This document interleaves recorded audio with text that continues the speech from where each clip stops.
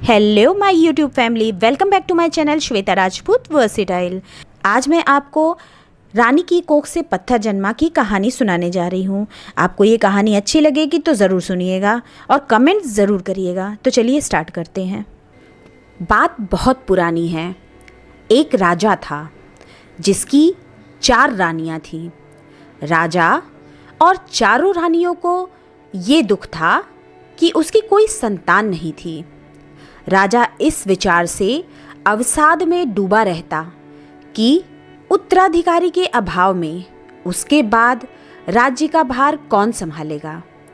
एक दिन राजा की सभा में एक आदमी आया और उसने बताया कि अमुक स्थान पर एक ओझा रहता है जो झाड़ फूंक जादू टोना जानता है और उसके मंत्रों के प्रभाव से कई बांझ स्त्रियों को संतान सुख प्राप्त हो चुका है। राजा को उस आदमी की बातों पर विश्वास तो नहीं हुआ, किंतु उसने सोचा कि उस ओझा से मिल लेने में कोई हानि भी तो नहीं है। ये विचार करके राजा अपने साथ कुछ सिपाहियों को लेकर ओझा से मिलने चल पड़ा। सघन वन के मध्य ओझा की झोपड़ी थी। राजा ने ओझा के पास पहुंचकर उसे अपनी समस्या बताई। राजन, आपकी चारों रानियां संतान उत्पन्न करने योग्य नहीं हैं, किंतु आपकी 5वीं रानी से आपको एक पुत्र की प्राप्ति होगी। वो पुत्र शूरवीर होगा और आपके राज्य के लिए एक योग्य शासक सिद्ध होगा। ओझा ने कहा, किंतु मेरी 5वीं रानी तो है ही नहीं। राजा ने कहा, आपको अभी लौटते समय वन में एक अनाथ बैगा युवती मिलेगी। आप उससे विवाह करिएगा। वही बैगा युवती आपकी रानी बनकर आपको उत्तराधिकारी प्रदान करेगी। ओझा ने कहा। राजा ने ओझा को प्रणाम किया और अपने महल की ओर लौट चला। रास्ते में उसे किसी युवती के रोने का स्वर सुनाई दिया। पता करो कि ये कौन रो रहा है। राजा ने अपने सिपाहियों को आदेश दिया। सिपाही ढूंढ खोज में लग गए। अंततः उन्हें एक युवती दिखाई दी जो एक पेड़ के नीचे बैठी रो रही थी। सिपाही उसे पकड़कर राजा के सामने ले आए। तुम कौन हो? यहाँ घने वन में क्यों रो रही हो? राजा ने उस युवती से पूछा। मैं एक अनाथ हूँ। मैं अपने दूर के संबंधियों के साथ रहती थी, किंतु आज उन लोगों ने मुझे यहाँ वन में लाकर छोड़ दिया। अब मेरा इस दुनिया में अपना कहने वाला कोई नहीं है। इतना कहकर वो युवती पुनः रोने लगी। क्या तुम बैगा हो? राजा ने युवती से पूछा। जी हाँ, किंतु आपने ये कैसे जाना? युवती को आश्चर्य हुआ। तुम इतनी सुंदर हो। इतनी सुंदर तो कोई बैगा युवती ही हो सकती है। तुम घबराओ नहीं। यदि तुमको स्वीकार हो तो मैं तुमसे विवाह करके तुम्हें अपनी रानी बनाना चाहता हूँ। राजा ने उस युवती से कहा। राजा समझ गया था कि ये वही युवती है जिसके बारे में ओझा ने बताया था। युवती को भला क्या आपत्ति होती? हर युवती रानी बनना चाहती है। उस युवती ने भी सहर्ष स्वीकृति दे दी। राजा युवती को लेकर अपने महल लौट आया। उसी दिन उसने बैगा युवती से विवाह कर लिया और उसे अपनी 5वीं रानी बना लिया। वो युवती बैगा रानी कहलाने लगी। बैगा रानी के आने से शेष चारों रानियों को अच्छा नहीं लगा। वे बैगा रानी से चिढ़ने लगी। जब रानियों को पता चला कि बैगा रानी गर्भवती है तो वे चिंतित हो उठीं। उन्हें लगा कि यदि बैगा रानी ने संतान को जन्म दिया तो उन सब की अपेक्षा बैगा रानी का महत्व बढ़ जाएगा। जबकि राजा को बैगा रानी के गर्भवती होने का समाचार मिला तो वह फूला नहीं समाया। उसे लगा कि ओझा का कथन अक्षरशः सत्य हो रहा है। उसे अब अपना उत्तराधिकारी मिल जाएगा। चारों रानियों ने तय किया कि बैगा रानी की संतान को जीवित ही नहीं रहने देंगी और इस बात की भनक राजा को भी नहीं लगने देंगी कि बैगा रानी ने संतान को जन्म दिया है।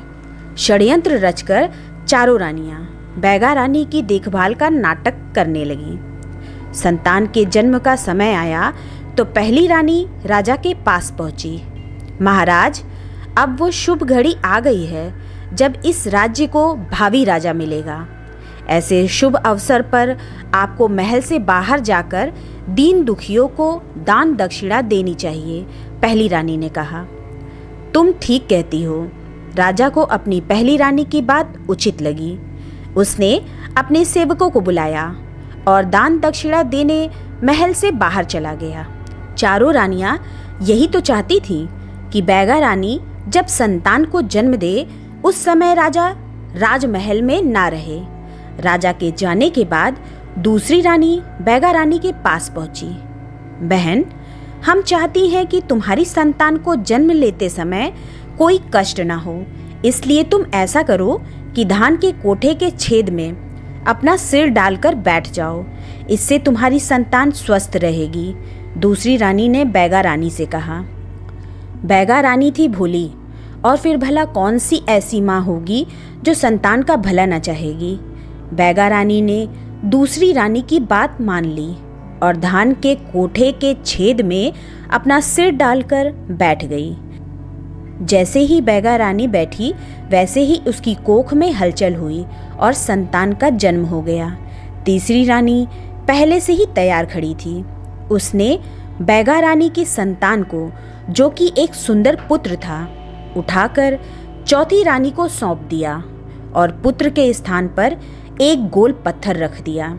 चौथी रानी ने बैगा रानी के पुत्र को अपनी दासी को दिया कि वो उसे ले जाकर वन में भूमि में गाड़ आए। दासी के जाते ही चारों रानियों ने बैगा रानी का सिर धान के कोठे से निकाला और विलाप करने लगी कि बैगा रानी ने तो पुत्र को नहीं बल्कि पत्थर को जन्म दिया है। तत्काल राजा को बुलवा लिया। राजा ने पुत्र के स्थान पर पत्थर देखा तो वो आग बबूला हो उठा। उसे लगा कि ओझा ने उसे मूर्ख बनाया और किसी डायन या चुड़ैल को उसके मत्थे मढ़ दिया है। अन्यथा कभी कोई स्त्री किसी पत्थर को जन्म कैसे दे सकती है। राजा ने बैगा रानी को महल से निकाल दिया और वापस वन में भेज दिया। बैगा रानी के पास पुत्र के पैदा होने का कोई साक्ष्य नहीं था, अतः वो क्या कर सकती थी। उसने भी राजा की आज्ञा को चुपचाप स्वीकार कर लिया और दुखी मन से वन में चली गई। इसके बाद चारों रानियों ने राजा को समझाया कि हमें प्रजा को ये नहीं बताना चाहिए कि उसने एक पत्थर को जन्म दिया था, अन्यथा प्रजा के मन पर इसका बुरा प्रभाव पड़ेगा। हमें ये घोषित कर देना चाहिए कि बैगा रानी बच्चे को जन्म देते समय मर गई और उसका बच्चा भी नहीं बचा। लेकिन हम बैगा रानी के शव के बदले किसका अंतिम संस्कार करेंगे? राजा ने पूछा। बैगा रानी के शव के बदले में मैं अपनी दासी का शव रख दूंगी, चौथी रानी ने कहा। चारों रानियां षड्यंत्र में सहायता देने वाली उस दासी को भी जीवित नहीं छोड़ना चाहती थीं, ताकि वास्तविक बात किसी को भी कभी भी पता न चल सके। चारों रानियों ने ऐसा ही किया। बैगा रानी के शव के बदले दासी का शव रख दिया और धूमधाम से उसका अंतिम संस्कार करा दिया। उधर जब दासी बैगा रानी के पुत्र को भूमि में गाड़ रही थी तो उसका ये कृत्य एक शेरनी ने देख लिया था। दासी के जाने के बाद शेरनी ने भूमि से बैगा रानी के पुत्र को निकाला और अपने साथ अपनी गुफा में ले गई। लो, मैं तुम लोगों के लिए एक छोटा भाई लाई हूँ, शेरनी ने अपने शावकों से कहा। शेरनी के 4 शावक थे।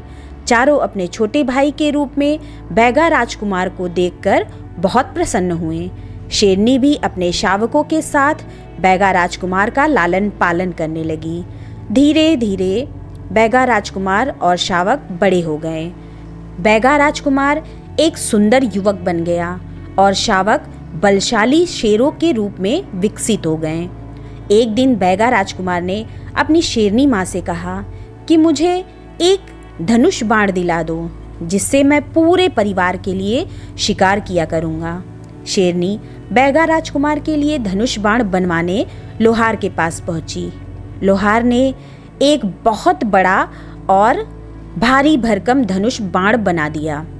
शेरनी ने धनुष बाण बैगा राजकुमार को दे दिया। उस दिन से बैगा राजकुमार अपने पूरे परिवार के लिए शिकार करने लगा। एक दिन राजा का एक सिपाही भटकता हुआ वन में आ पहुंचा। उसने बैगा राजकुमार को धनुष बाण से शिकार करते देखा। इतना बड़ा धनुष बाण उसने पहले कभी नहीं देखा था। उसने विचार किया कि यदि ये धनुष बाण मैं अपने राजा को भेंट करूं तो वो मुझे बहुत सारा इनाम देगा। इस लोभ में पड़कर सिपाही ने बैगा राजकुमार का पीछा किया। शिकार करते करते जब बैगा राजकुमार थक कर सुस्ताने बैठ गया और उसे झपकी लग गई तो सिपाही ने चुपके से उसका धनुष बाण अपनी पीठ पर लादा और भाग खड़ा हुआ।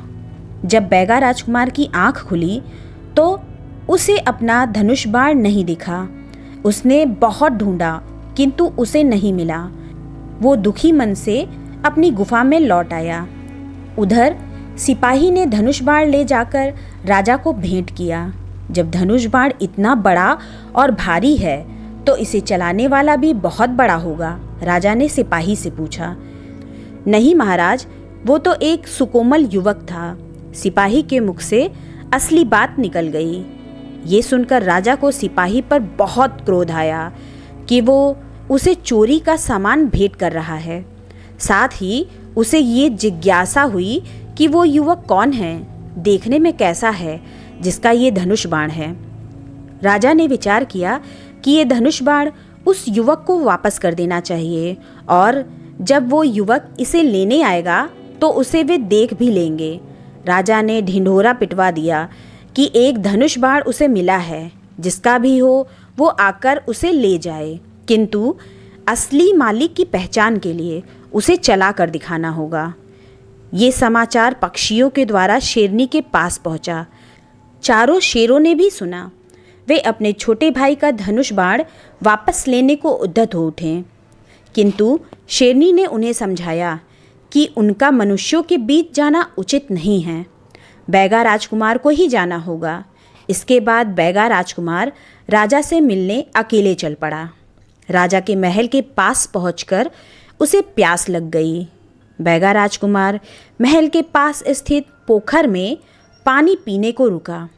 जिस समय वो पानी पी रहा था उसी समय महल की अटारी से राजा की चारों रानियों ने झांक कर नीचे देखा। उन्हें बैगा राजकुमार दिखाई दे गया। चारों रानियों को बैगा राजकुमार की वेशभूषा बड़ी विचित्र लगी। वे बैगा राजकुमार का उपहास करने लगीं। देखो देखो, हमारे महल के पास ये कैसा पशु आया है। एक रानी ने बैगा राजकुमार का मजाक उड़ाते हुए कहा। हाँ, मुझे तो ये पशु बड़ा विचित्र दिखाई पड़ता है। दूसरी रानी हाँ में हाँ मिलाती हुई बोली। इसे तो राजा से कहकर किसी पिंजरे में बंद करवा देना चाहिए। तीसरी रानी ने हंसते हुए कहा। नहीं नहीं, इसे तो वापस जंगल में भगा देना चाहिए। चौथी रानी खिलखिलाती हुई बोली। रानियों के ताने सुनकर बैगा राजकुमार ने अपना सिर उठाकर रानियों की ओर देखा, फिर मुस्कुराते हुए बोला, मैं पशु की तरह भले ही दिख रहा हूँ, किंतु उन रानियों से तो अच्छा हूँ जिन्होंने अपनी पांचवी रानी की संतान को पत्थर का बता दिया था। इतना कहकर बैगा राजकुमार महल के द्वार की ओर बढ़ गया, किंतु उसकी ये बात सुनकर चारों रानियों सन्न रह गईं। हमने तो ये बात सबसे छिपाई थी। राजा जी ने भी किसी को नहीं बताया। हमने अपनी उस दासी को भी मरवा दिया था जो ये भेद जानती थी। फिर इस युवक को कैसे ये भेद मालूम है? पहली रानी चिंतित होकर बोली। हाँ, ये तो बड़े संकट का विषय है। हमें इस युवक की गतिविधियों पर ध्यान देना होगा, दूसरी रानी ने कहा। इसके बाद चारों रानियों ने अपनी विश्वस्त दासी को राजकुमार के पीछे लगा दिया।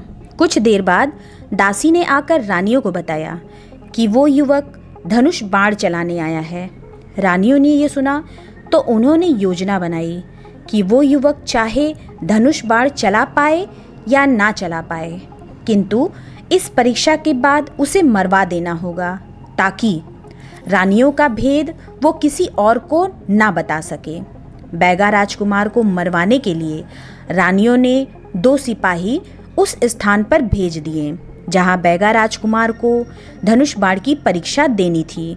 उन्हें निर्देश दे दिया कि जैसे ही बैगा राजकुमार बाण चलाकर धनुष नीचे टिकाए वैसे ही वे दोनों उसे मार डालें। रानियां बैगा राजकुमार को अपने सामने मरता हुआ देखने के उद्देश्य से परीक्षा स्थल पर जा पहुंची।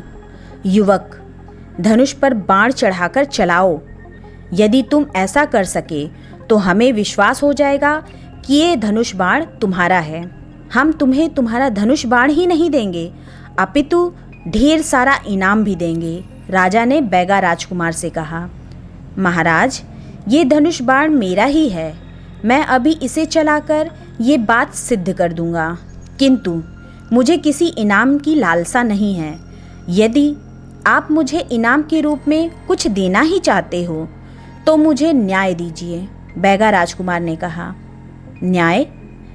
ये कैसा इनाम मांग रहे हो युवक? राजा ने चकित होकर कहा। पहले आप मेरा धनुष बाण चलाना देख लें, फिर मैं अपनी बात स्पष्ट कर दूंगा, बैगा राजकुमार ने कहा और धनुष पर बाण चढ़ाकर प्रत्यंचा खींचकर बाण चला दिया। बाण गर्जन ध्वनि करता हुआ आकाश की ओर उठा और फिर बादलों को भेदता हुआ वापस आकर उन दोनों सिपाहियों के सिरों को भेदता हुआ निकल गया जो बैगा राजकुमार को मारने वाले थे। ये दृश्य देखकर चारों रानियां डर गईं, जबकि राजा बैगा राजकुमार का कौशल देखकर अभिभूत हो उठा। मांगो युवक, जो भी मांगना चाहते हो वो मांगो, राजा ने बैगा राजकुमार से कहा। महाराज, मुझे अपनी माँ के लिए न्याय चाहिए, बैगा राजकुमार ने कहा। न्याय अवश्य मिलेगा युवक। तुम्हारी माँ कहाँ है? मैं स्वयं उस माता का सम्मान करना चाहूँगा जिसने तुम जैसी वीर संतान को जन्म दिया, राजा ने कहा। महाराज, यही तो न्याय और अन्याय की बात है कि मेरी माँ ने मुझे जन्म दिया, किंतु आपकी चारों रानियों ने आपसे ये कह दिया कि मेरी माँ ने एक पत्थर को जन्म दिया है, बैगा राजकुमार ने कहा। क्या? राजा ने चकित होकर रानियों की ओर देखा। रानियां समझ गईं कि अब उनका भेद छिपा नहीं रह सकता है। उसी समय शेरनी अपने शेर पुत्रों के साथ वहां आ गई और उन्होंने रानियों को घेर लिया। भय से थरथर कांपती रानियों ने राजा के सामने सच्चाई उगल दी। राजा ने अपनी चारों रानियों की करतूत के बारे में सुना तो वो अवाक रह गया। इन चारों रानियों के सिर मुंडवाकर इन्हें हमारे राज्य से बाहर निकाल दो, राजा ने सिपाहियों को आदेश दिया।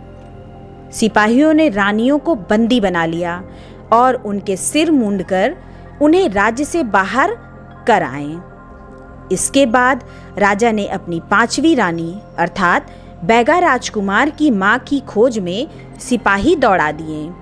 दूसरे दिन 5वीं रानी एक घने जंगल में मिल गई जहां वो झोपड़ी बनाकर रह रही थी। पुत्र, मैंने अपनी रानियों के बहकावे में आकर तुम्हारी मां के साथ घोर अन्याय किया है, अतः एक अन्यायी राजा को राजा बने रहने का कोई अधिकार नहीं है। आज से मैं तुम्हें राजा घोषित करता हूँ, राजा ने बैगा राजकुमार को अपनी राज सिंहासन सौंपते हुए कहा। इस प्रकार बैगा राजकुमार बैगा राजा बन गया। एक दिन राजा ने बैगा राजा से पूछा कि ये सच्चाई उसे कैसे पता चली थी। इस पर बैगा राजा ने बताया कि ये बात उसे उसकी शेरनी माँ ने बताई थी, किंतु ये भी समझाया था कि उचित समय आने पर ही मैं इस बात को प्रकट करूं, जिससे आपको विश्वास हो सके। ये सुनकर राजा बहुत प्रसन्न हुआ। उसने शेरनी और उसके पुत्रों को धन्यवाद दिया। बैगा राजा ने भी अपनी शेरनी माँ और शेर भाइयों की सुरक्षा के लिए उस जंगल में शिकार करने की मनाही करा दी जहाँ वे लोग रहते थे। इसके बाद बैगा राजा न्यायपूर्वक राज्य करने लगा। गाइस, तो ये कहानी थी रानी की कोख से पत्थर जन्मा, आदिवासी लोक कथा। अगर आपको ये कथा अच्छी लगी हो तो मेरे चैनल को सब्सक्राइब कर ले और बेल आइकन प्रेस करना बिल्कुल ना भूले। मेरे चैनल को लाइक शेयर कमेंट्स भी करें और मेरी वीडियो को अपने फेसबुक व्हाट्सएप इंस्टाग्राम पर शेयर करना भी बिल्कुल ना भूलें। तो मिलते हैं नेक्स्ट वीडियो में, तब तक के लिए अपना ख्याल रखें। हर हर महादेव।